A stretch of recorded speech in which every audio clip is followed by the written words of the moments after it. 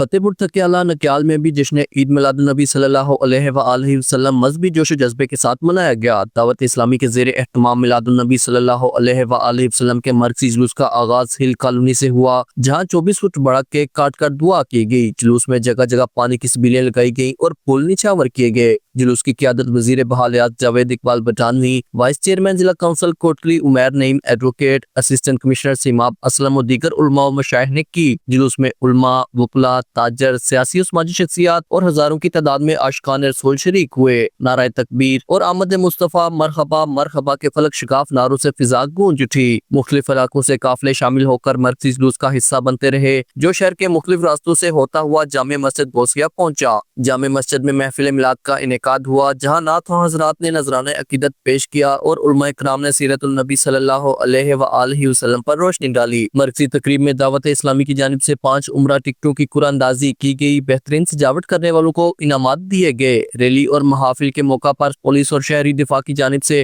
Full proof security انتظامات کیے گئے تھے۔ علی انظر، JK نیوز، نکیال۔